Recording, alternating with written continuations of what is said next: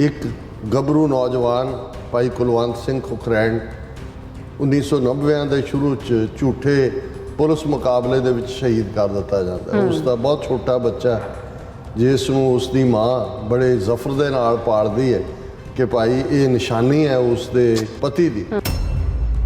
ਮੋਦੀ ਆਪਣੇ ਉਸ criminal ਸਪਾਈ master ਦੇ ਨਾਲ ਅਜੀਤ ਡੋਵਾਲ ਨਾਲ ਉਹ ਜਾਂਦਾ ਹੈ ਇੰਗਲੈਂਡ, ਔਰ ਇੰਗਲੈਂਡ ਦੀ ਗਵਰਨਮੈਂਟ ਨੂੰ ਜਿਹੜਾ ਹੈ ਉਹ ਡੋਜ਼ੀਅਰ ਦਿੱਤਾ ਜਾਂਦਾ ਹੈ ਕਿ ਜੀ ਆਹ ਬੰਦੇ ਸਾਡੇ ਹਵਾਲੇ ਕੀਤੇ ਜਾਣ, ਜਿਨ੍ਹਾਂ 'ਚ ਇਸ ਗੱਭਰੂ ਜਿਸ ਦਾ ਨਾਮ ਅਵਤਾਰ ਸਿੰਘ ਖੰਡਾ ਹੈ, ਕੁਲਵੰਤ ਸਿੰਘ ਖੁਖਰੈਣ ਦਾ ਸਪੁੱਤਰ ਸ਼ਹੀਦ ਕੁਲਵੰਤ ਸਿੰਘ ਖੁਖਰੈਣ ਦਾ। ਅਵਤਾਰ ਸਿੰਘ ਖੰਡਾ ਜਿਸ ਦੇ ਅੰਦਰ ਆਪਣੇ ਪਿਤਾ ਵਾਂਗ ਹੀ ਸ਼ਹੀਦੀ ਦਾ ਚਾਅ ਹੈ, ਪੰਥ ਲਈ ਕੁਛ ਕਰਨ ਦਾ ਚਾਅ ਹੈ, ਜਿਸ ਖਾਲਸਾ ਰਾਜ ਲਈ ਉਹਨਾਂ ਦੇ ਪਿਤਾ ਨੇ ਸ਼ਹਾਦਤ ਦਿੱਤੀ, ਉਹ ਖਾਲਸਾ ਰਾਜ ਸਥਾਪਿਤ ਕਰਨ ਦੀ ਤਮੰਨਾ, ਉਹ ਕਾਨੂੰਨੀ ਤਰੀਕੇ ਦੇ ਨਾਲ ਜੋ ਸਾਨੂੰ ਇੰਟਰਨੈਸ਼ਨਲ ਲਾਅ UN ਚਾਰਟਰ ਸਾਨੂੰ ਹਕੂਕ ਦਿੰਦਾ ਹੈ, ਉਹ ਸਟਰਗਲ ਕਰਦਾ ਹੈ, ਪ੍ਰੋਟੈਸਟ ਵੀ ਕਰਦਾ ਹੈ, ਅੰਮ੍ਰਿਤ ਛਕਾਉਣ ਦੀ ਲਹਿਰ ਦਾ ਵੀ ਹਿੱਸਾ ਬਣਦਾ ਹੈ। ਕਿਵੇਂ ਅਵਤਾਰ ਸਿੰਘ ਖੰਡਾ ਕਿਹਨਾਂ ਹਾਲਾਤਾਂ ਦੇ ਵਿੱਚ ਉਹਨਾਂ ਦਾ ਅੰਤ ਹੁੰਦਾ ਹੈ। ਹਾਲਾਂਕਿ ਕਿਉਂਕਿ ਜਦੋਂ ਤੁਸੀਂ ਉਹਨੂੰ ਇੱਕ ਸੀਰੀਅਲਾਈਜ਼ ਕਰਕੇ ਦੇਖਦੇ ਹੋ, ਉਸ ਤੋਂ ਪਹਿਲਾਂ ਲਾਹੌਰ ਦੇ ਵਿੱਚ ਭਾਈ ਪਰਮਜੀਤ ਸਿੰਘ ਪੰਜਵੜ ਦੀ ਸ਼ਹਾਦਤ ਇੱਧਰ, ਔਰ ਫਿਰ ਭਾਈ ਹਰਦੀਪ ਸਿੰਘ ਨਿੱਜਰ ਦਾ ਕੋਲਡ ਬਲੱਡਡ ਮਰਡਰ, ਉਹ ਜ਼ਾਹਰ ਉਸ ਪਾਸੇ ਇਸ਼ਾਰਾ ਕਰਦਾ ਹੈ ਵੀ ਕਿੱਧਰ ਜਾ ਰਿਹਾ। ਉਹਨਾਂ ਦੀ ਮਾਤਾ ਚਰਨਜੀਤ ਕੌਰ ਉਹ ਪਟੀਸ਼ਨ ਕਰਦੀਆਂ ਨੇ ਪੰਜਾਬ ਹਰਿਆਣਾ ਹਾਈ ਕੋਰਟ ਦੇ ਵਿੱਚ ਕਿ ਸਾਡੇ ਪੁੱਤਰ ਦੀ ਇਹ ਚਾਹਨਾ ਸੀ ਕਿ ਮੋਗਾ ਜਿਸ ਜ਼ਿਲ੍ਹੇ ਨਾਲ ਉਹਨਾਂ ਦਾ ਸੰਬੰਧ ਹੈ, ਖੁਖਰੈਣ ਪਿੰਡ ਉਸ ਜ਼ਿਲ੍ਹੇ ਦਾ ਪਿੰਡ ਹੈ, ਕਿ ਉਹਨਾਂ ਦਾ ਅੰਤਮ ਸੰਸਕਾਰ ਉੱਥੇ ਹੋਣਾ ਚਾਹੀਦਾ ਹੈ, ਉਹਦੀ ਚਾਹਨਾ ਸੀ ਬੇਟੇ ਸਾਡੇ ਦੀ। ਭਾਰਤੀ ਸਰਕਾਰ ਹਾਈ ਕੋਰਟ ਦੇ ਵਿੱਚ ਇਹ ਜਵਾਬ ਦਾਇਰ ਕਰਦੀ ਹੈ कि ऐसा कोई सबूत नहीं है कि अवतार सिंह खंडा इंडियन सिटीजन है। उम्रे दराज मांग कर लाए थे 4 दिन, 2 आरज़ू में कट गए 2 इंतज़ार में, कितना है बदनसीब ज़फ़र दफन के लिए 2 गज़ ज़मीं भी न मिली, कुएं यार में लगता नहीं है दिल मेरा उजड़े दयार में।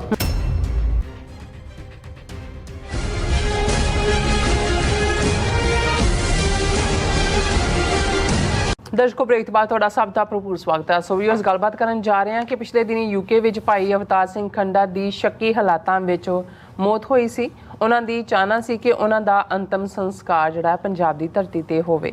ਇਸ ਸੰਬੰਧੀ ਉਹਨਾਂ ਦੀ ਮ੍ਰਿਤਕ ਦੇ ਪੰਜਾਬ ਲਿਆਉਣ ਲਈ ਉਹਨਾਂ ਦੀ ਮਾਤਾ ਚਰਨਜੀਤ ਕੌਰ ਅਤੇ ਭੈਣ ਜਸਪ੍ਰੀਤ ਕੌਰ ਨੇ ਪੰਜਾਬ ਹਰਿਆਣਾ ਕੋਰਟ ਵਿੱਚ ਜਿਹੜੀ ਹੈ ਪਟੀਸ਼ਨ ਪਾਈ ਸੀ, ਪਰ ਭਾਰਤੀ ਸਰਕਾਰ ਨੇ ਕੋਰਟ ਵਿੱਚ ਕਿਹਾ ਹੈ ਕਿ ਇਸ ਦਾ ਕੋਈ ਸਬੂਤ ਨਹੀਂ ਹੈ ਕਿ ਅਵਤਾਰ ਸਿੰਘ ਖੰਡਾ ਭਾਰਤੀ ਸਿਟੀਜ਼ਨ ਹੈ।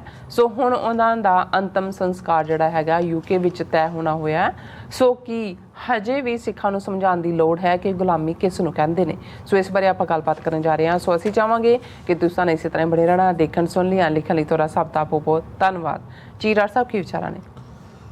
ਦੇਖੋ, ਜਦੋਂ ਅਸੀਂ ਗਰੋ ਹੋ ਰਹੇ ਸੀ ਉਦੋਂ ਅਕਸਰ 2-3 ਗਜ਼ਲਾਂ ਮੁਹੰਮਦ ਰਫੀ ਉਸ ਖਿੱਤੇ ਦਾ ਬਹੁਤ ਵੱਡਾ ਗਾਇਕ ਹੋਇਆ ਜਿਸ ਦਾ ਮੁਕਾਬਲਾ ਅੱਜ ਵੀ ਕਿਸੇ ਨਾਲ ਨਹੀਂ ਕੀਤਾ ਜਾ ਸਕਦਾ, ਔਰ ਉਹਨਾਂ ਵੱਲੋਂ ਗਾਈਆਂ ਗਜ਼ਲਾਂ ਜਿਨ੍ਹਾਂ ਦੇ ਵਿੱਚ ਇੱਕ ਬਹਾਦਰ ਸ਼ਾਹ ਜ਼ਫਰ ਨਾਲ ਜੋੜ ਕੇ, ਹਾਲਾਂ ਬਾਅਦ 'ਚ ਇਸ ਨੂੰ ਕੰਟੈਸਟ ਕੀਤਾ ਜਾਂਦਾ ਵੀ ਇਹ ਲਿਖੀ ਕਿਸੇ ਹੋਰ ਸ਼ਾਇਰ ਦੀ ਹੈ, ਪਰ ਬਹਾਦਰ ਸ਼ਾਹ ਜ਼ਫਰ ਜਿਹਨੇ 1857 ਦੇ ਵਿੱਚ ਉਹ ਅਖੀਰਲਾ ਮੁਗਲ ਬਾਦਸ਼ਾਹ ਸੀ, ਜਿਸ ਦੀ ਕਮਾਂਡ ਥੱਲੇ ਜਦੋਂ ਵਿਦਰੋਹੀਆਂ ਨੇ ਜਿਹੜਾ ਤਾਂਤੀਆ ਟੋਪੇ, ਲక్ష్ਮੀ ਬਾਈ ਔਰ ਮੰਗਲ ਪਾਂਡੇ ਔਰ ਇਹ ਸਾਰੇ ਕੀਤਾ, ਜਿਹੜਾ ਉਹਨੂੰ ਅੱਗੇ ਕਰਕੇ ਬੁੱਢੇ ਨੂੰ, ਔਰ ਉਹ ਅਲਟੀਮੇਟਲੀ ਡਿਫੀਟ ਤਾਂ ਨਿਸ਼ਚਿਤ ਹੀ ਸੀ, ਔਰ ਉਸ ਨੂੰ ਬਹਾਦਰ ਸ਼ਾਹ ਜ਼ਫਰ ਨੂੰ ਜਿਹੜਾ ਬਜ਼ੁਰਗ ਉਮਰ ਦੇ ਵਿੱਚ ਸੀ ਜਲਾਵਤਨ ਕਰਕੇ ਰੰਗੂਨ ਭੇਜ ਦਿੱਤਾ ਗਿਆ ਸੀ। 1857 ਤੋਂ ਬਾਅਦ ਉਹਦੇ ਪੁੱਤਰਾਂ ਨੂੰ ਬੜੀ ਬੇਰਹਿਮੀ ਦੇ ਨਾਲ ਉਹਨਾਂ ਦਾ ਕਤਲ ਕੀਤਾ ਗਿਆ ਸੀ। ਅੱਛਾ।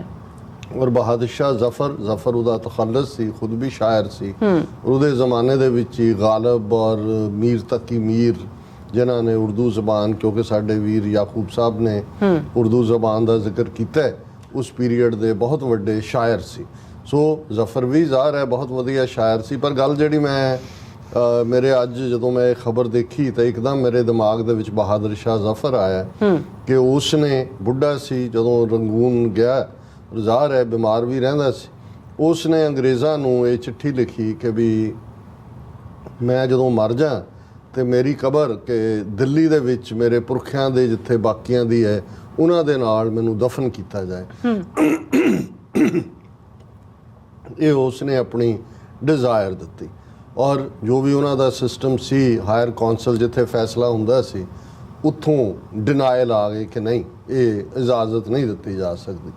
ਔਰ ਉਸ ਦੇ ਉੱਤੇ ਜਿਹੜੇ ਸ਼ੇਅਰ ਬੜੇ ਪਪੂਲਰ ਨੇ, ਅੱਜ ਵੀ ਦੁਹਰਾਏ ਜਾਂਦੇ ਨੇ ਕਿ ਉਮਰੇ ਦਰਾਜ਼ ਮੰਗ ਕਰ ਲਾਏ ਥੇ 4 दिन, 2 आरज़ू में कट गए 2 इंतज़ार में, कितना है बदनसीब ज़फ़र दफन के लिए 2 गज़ ज़मीं भी न मिली, कुएं यार में लगता नहीं है दिल मेरा उजड़े दयार में। कि मैं जिन्नी लम्मी उम्र मंगी सी, उमरे दराज लम्मी उम्र 4 दिन मिली सी, 2 ਜਿਹੜੀ ਆ ਆਰਜ਼ੂ ਚ ਇੰਤਜ਼ਾਰ ਚ, 2 ਆਰਜ਼ੂ में ਕੱਟ ਗਏ 2 ਇੰਤਜ਼ਾਰ में। 2 ਤਾਂ ਚਾਹਨਾ ਸੀ, ਆਰਜ਼ੂ ਹੁੰਦੀ ਹੈ ਜਿਹੜੀ ਤੁਸੀਂ ਵਿਸ਼ ਕਰਦੇ ਹੋ ਕਿ ਇਵੇਂ ਹੋਏ, ਤੇ ਫਿਰ ਤੁਸੀਂ ਵਿਸ਼ ਕੀਤਾ ਔਰ ਫਿਰ ਤੁਸੀਂ ਇੰਤਜ਼ਾਰ ਕੀਤਾ।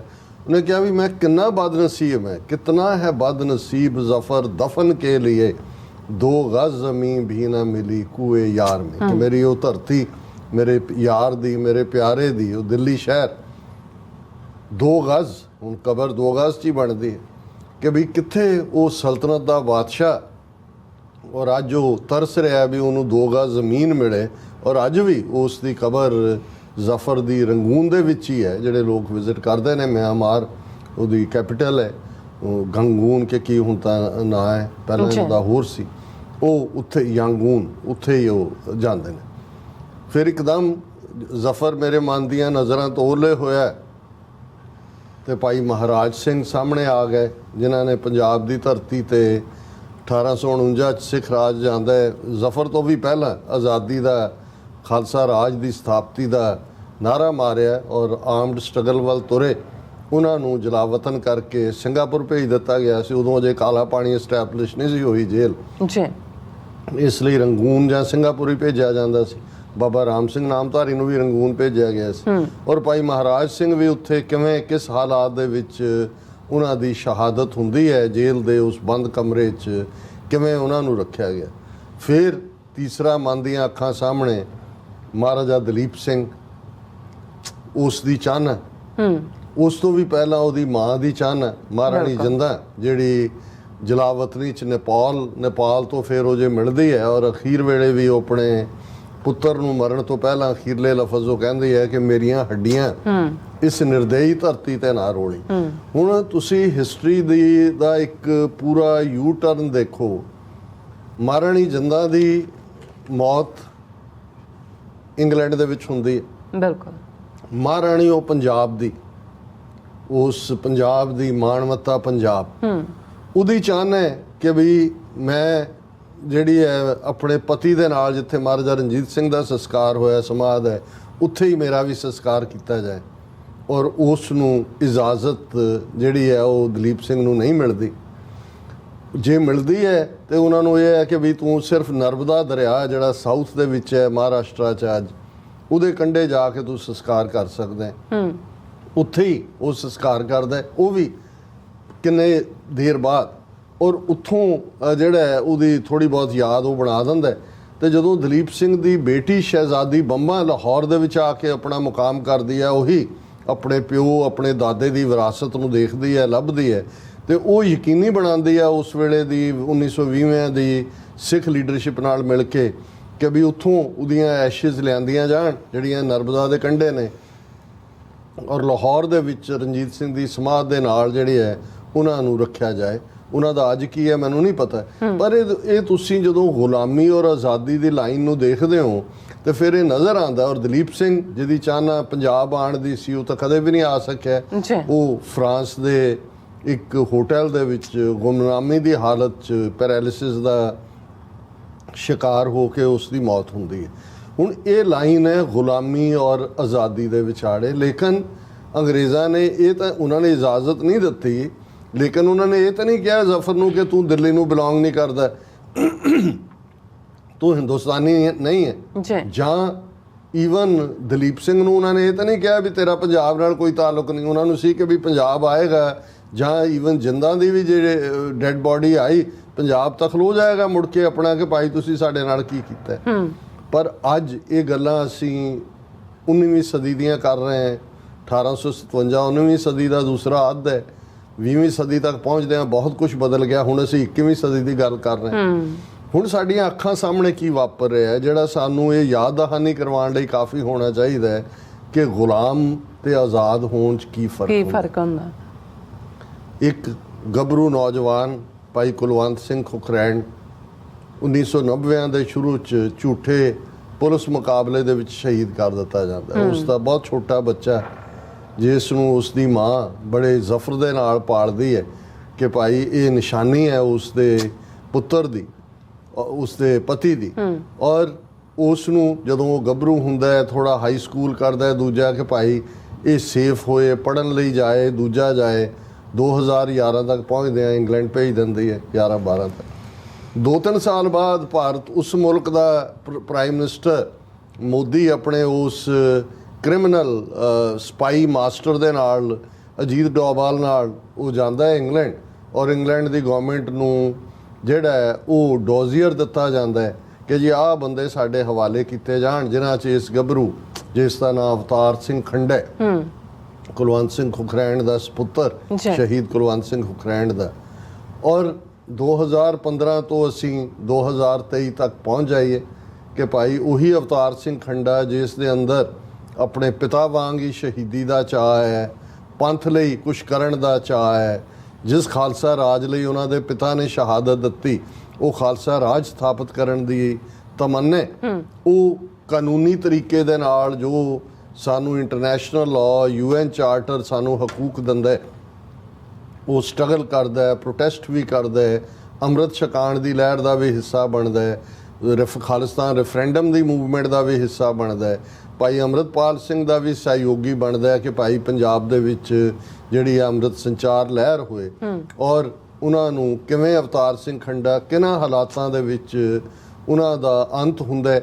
ਹਾਲਾਂਕਿ ਕਿਉਂਕਿ ਜਦੋਂ ਤੁਸੀਂ ਉਹਨੂੰ ਇੱਕ ਸੀਰੀਅਲਾਈਜ਼ ਕਰਕੇ ਦੇਖਦੇ ਹੋ, ਉਸ ਤੋਂ ਪਹਿਲਾਂ ਲਾਹੌਰ ਦੇ ਵਿੱਚ ਭਾਈ ਪਰਮਜੀਤ ਸਿੰਘ ਪੰਜਵੜ ਦੀ ਸ਼ਹਾਦਤ ਇੱਧਰ, ਔਰ ਫਿਰ ਭਾਈ ਹਰਦੀਪ ਸਿੰਘ ਨਿੱਜਰ ਦਾ ਕੋਲਡ ਬਲੱਡਡ ਮਰਡਰ ਜੀ, ਉਹ ਜ਼ਾਹਰ ਉਸ ਪਾਸੇ ਇਸ਼ਾਰਾ ਕਰਦਾ ਹੈ ਵੀ ਕਿੱਧਰ ਜਾ ਰਿਹਾ ਸਾਰਾ ਪਾਰਟ।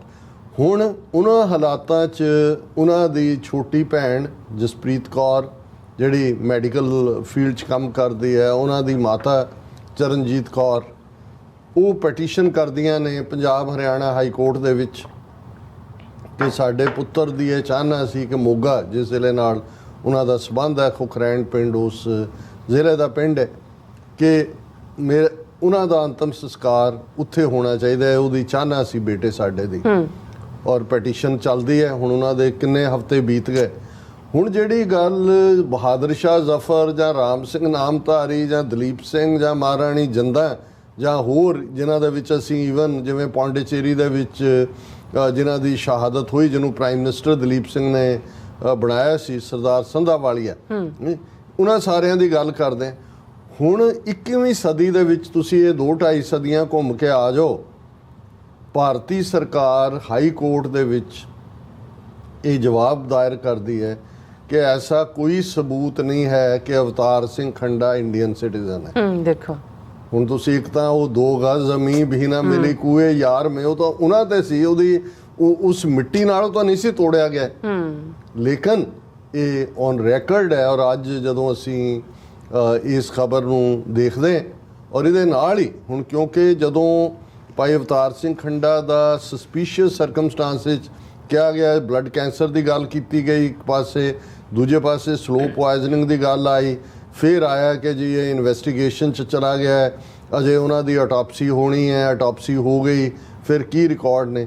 ਪਰ ਜਦੋਂ ਤੁਸੀਂ ਟੂ ਮੈਨੀ ਪ੍ਰੂਫਸ ਇੱਕੋ ਵੇਲੇ ਦੇਖਦੇ ਹੋ, ਫਿਰ ਇਹ ਗੱਲ ਹੋਰ ਵੀ ਸਰਟੀਫਾਈ ਹੋ ਜਾਂਦੀ ਹੈ ਕਿ ਕਿਵੇਂ ਭਾਈ ਅਵਤਾਰ ਸਿੰਘ ਖੰਡਾ ਵੀ ਏਜੰਸੀਆਂ ਦੀ ਗੰਦੀ ਖੇਡ ਦੀ ਭੇਟ ਚੜੇ, ਕਿਉਂਕਿ ਇੱਕਦਮ ਜਿਹੜੀ ਆ ਇਹ ਖਬਰ ਜਦੋਂ ਇੱਕ ਪਾਸੇ ਡਿਨਾਇਲ ਦੀ ਖਬਰ ਹੈ, ਫਿਰ ਇਹ ਆਇਆ ਕਿ ਜੀ ਹੁਣ ਉਹਨਾਂ ਨੇ ਮਾਤਾ ਚਰਨਜੀਤ ਕੌਰ ਔਰ ਬੇਟੀ ਜਸਪ੍ਰੀਤ ਕੌਰ ਨੇ ਇੰਗਲੈਂਡ ਹਾਈ ਕਮਿਸ਼ਨ ਨੂੰ ਦਿੱਲੀ 'ਚ ਵੀਜ਼ੇ ਲਈ ਕਿਹਾ ਤਾਂ ਕਿ ਭਾਈ ਅਵਤਾਰ ਸਿੰਘ ਖੰਡਾ ਦਾ ਜਿਹੜਾ ਉਹ ਸੰਸਕਾਰ ਯੂਕੇ 'ਚ ਹੀ ਹੋਏ। ਜੇ ਹੁਣ ਉਹ ਮੰਨਣ ਲਈ ਤਿਆਰ ਨਹੀਂ ਵੀ ਉਹ ਸਿਟੀਜ਼ਨ ਹੈ ਸਾਡੇ ਮੁਲਕ ਦਾ, ਔਰ ਇਹ ਜਿਹੜਾ ਹਾਲਾਂਕਿ ਇਸ ਦੇ ਡਿਫਰੈਂਟ ਰੀਜ਼ਨ ਹੋਣਗੇ। ਇੱਕ ਤਾਂ ਬਿਲਕੁਲ ਡਿਨਾਇਲ ਹੈ, ਦੂਸਰਾ ਉਹਨਾਂ ਨੂੰ ਪਤਾ ਹੈ ਕਿ ਜੇ ਭਾਈ ਅਵਤਾਰ ਸਿੰਘ ਖੰਡਾ ਦਾ ਮ੍ਰਿਤਕ ਸਰੀਰ ਪੰਜਾਬ ਦੀ ਧਰਤੀ ਤੇ ਆਂਦਾ ਤੇ ਲੱਖਾਂ ਦੀ ਗਿਣਤੀ ਦੇ ਵਿੱਚ ਸਿੱਖਾਂ ਨੇ ਸੰਸਕਾਰ ਦੇ ਵਿੱਚ ਸ਼ਮੂਲੀਅਤ ਕਰਨੀ ਸੀ। No doubt. ਔਰ ਇਹ ਇਹਨਾਂ ਦਾ ਦਾਵਾ ਕਿ ਜੀ ਇਹ ਤਾਂ ਕੱਲੋਕਾਰੇ ਤੇ ਦਹਿਸ਼ਤਗਰਦ ਤੇ ਦੂਜੇ ਉਹ ਟੁੱਟਣਾ ਸੀ, ਔਰ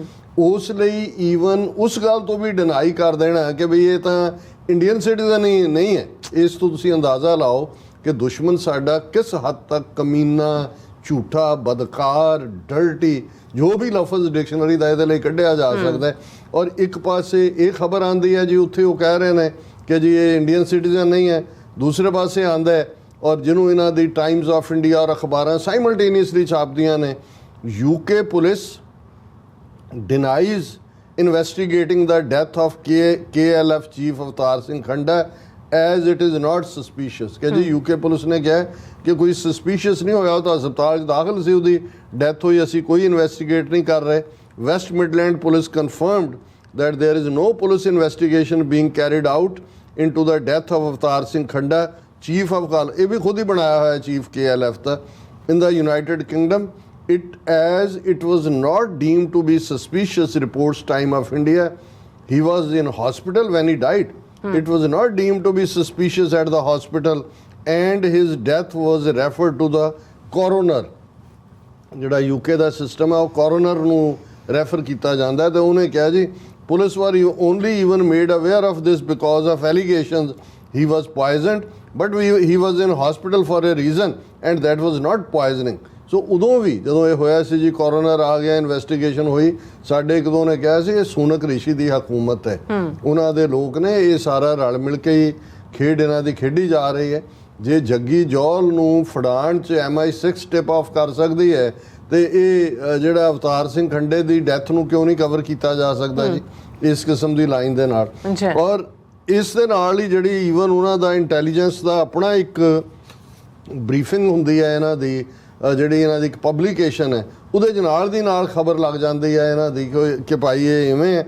ਔਰ ਇਹ ਜਿਹੜਾ ਅਸੀਂ ਇਸ ਦੇ ਉੱਤੇ ਇਹੀ ਕਹਿਣਾ ਚਾਹੁੰਦੇ ਕਿ ਭਾਈ ਅਵਤਾਰ ਸਿੰਘ ਖੰਡਾ ਨੇ, ਉਹਨਾਂ ਦੇ ਪਿਤਾ ਨੇ ਆਪਣਾ ਸਿੱਖੀ ਪ੍ਰਤੀ, ਕੌਮ ਪ੍ਰਤੀ ਫਰਜ਼ ਨਿਭਾਇਆ, ਲੇਕਿਨ ਜੇ ਇਹ ਵਾਕਿਆ ਹੀ ਆਪਣੇ ਆਪ 'ਚ ਦੱਸਣ ਲਈ ਕਾਫੀ ਹੈ ਕਿ ਇੱਕ ਪਾਸੇ ਉਹ ਹਕੂਮਤ ਜਿਸ ਨੇ ਕ੍ਰਿਮੀਨਲਸ ਨੂੰ ਪ੍ਰੋਟੈਕਟ ਕੀਤਾ ਕਰ ਰਹੀ ਹੈ, ਜਿਨ੍ਹਾਂ ਦੇ ਸਾਹਮਣੇ ਕੋਈ ਹਿਊਮਨ ਬਲੱਡ ਦਾ ਸਪਿਲ ਹੋਣਾ ਕੋਈ ਮੈਟਰ ਨਹੀਂ ਕਰਦਾ, ਉਹ ਮਨੀਪੁਰ ਹੋਏ, ਉਹ ਕੋਈ ਹੋਰ ਥਾਂ ਹੋਏ, ਪਰ ਦੂਸਰੇ ਪਾਸੇ ਉਸ ਪੰਜਾਬ ਦੀ ਧਰਤੀ ਦੇ ਸਪੁੱਤਰ ਨੂੰ ਆਪਣੇ ਮੁਲਕ ਦੀ ਮਿੱਟੀ, ਆਪਣੇ ਪੰਜਾਬ ਦੀ ਧਰਤੀ ਦੀ ਮਿੱਟੀ ਵੀ ਨਸੀਬ ਨਹੀਂ ਹੋਈ, ਕਿਉਂਕਿ ਉਹ ਕੌਮ, ਉਹ ਗੁਲਾਮ ਕੌਮ ਦਾ ਇੱਕ ਨੌਜਵਾਨ ਹੈ। ਹਾਂ, ਗੁਲਾਮੀ ਸਟੇਟ ਆਫ ਮਾਈਂਡ ਹੈ, ਇਹਦੇ 'ਚ ਕੋਈ ਸ਼ੱਕ ਨਹੀਂ ਹੈ ਕਿ ਭਾਈ ਪਰਮਜੀਤ ਸਿੰਘ ਪੰਜਵੜ, ਭਾਈ ਅਵਤਾਰ ਸਿੰਘ ਖੰਡਾ, ਭਾਈ ਹਰਦੀਪ ਸਿੰਘ ਨਿੱਜਰ, ਉਹਨਾਂ ਦੀਆਂ ਕੁਰਬਾਨੀਆਂ